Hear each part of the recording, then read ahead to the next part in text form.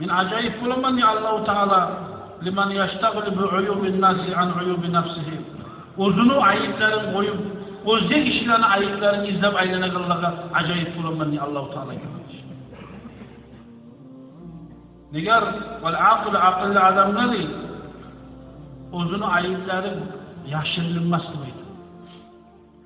Aqlliman deb aytgan odamga o'zini ayibin o'zi ko'rmay bo'lmas deb aytdi. O'zini ayibin o'zi ko'rmagan kishi deydi.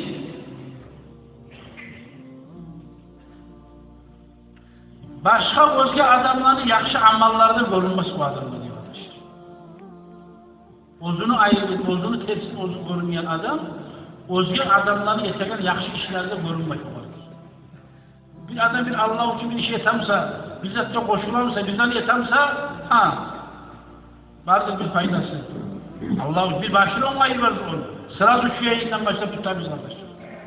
Onun yüreğine girgen bizimiz. Ya da o bize akşam meşhur ibaret romanı ayıtıp, açık verip çıkan mı yeter uyumdan.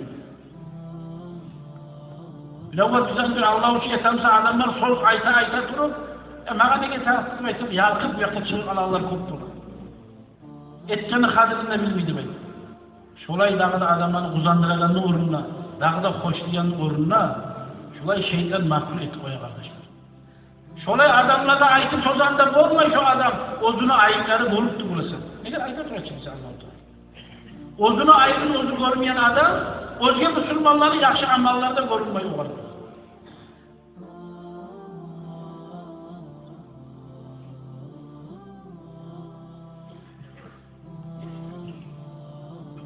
Şu vaadalardan faydalar edildi. Bu kitapta yazıyan bir yazı oldu mu? Bu kağıt musannif. Bunun manası faydalanmayan kişinin manası geçip oladı.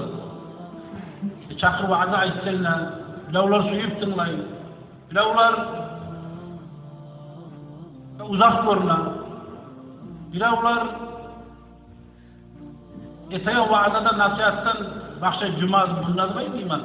Bir mevlette bolar, kaburlarda bolar. Adam var yerde o İslam dinine görsetken yerleri var kardeşim. Şurayı halka iftihtıra turma tarih. Şurayı ayta turma tarihtir baydı. Ya da bir adama nasihat, vaazda nasihat etemse şoğar incinellerler bolar. Şoğar ne çıkaytar? Ya buna adam değil, Allah-u Teala aytar. Bu vaazdanın masali inda man la yargabu fiha. Nasihatını eşitme suymayanlarını gıriyinine nasihat etmekle nasihatını vaazanı masalidir. Kamasalil mizmar indal kubur. Kaburlarda zurnayı sokmaklı misalidir.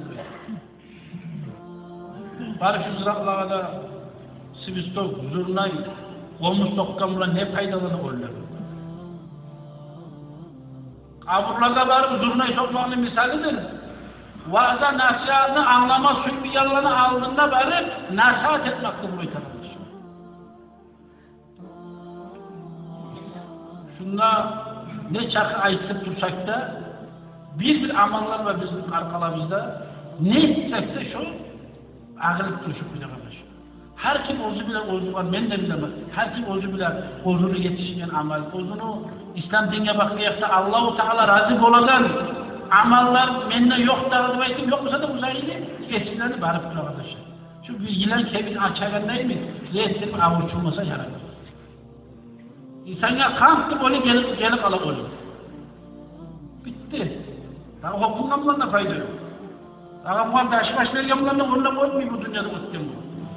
İnsan uzunu yarıdığın anlar bilir, artın avvalin ciyip, ben öyle kalsam beni kuyum deşik olar.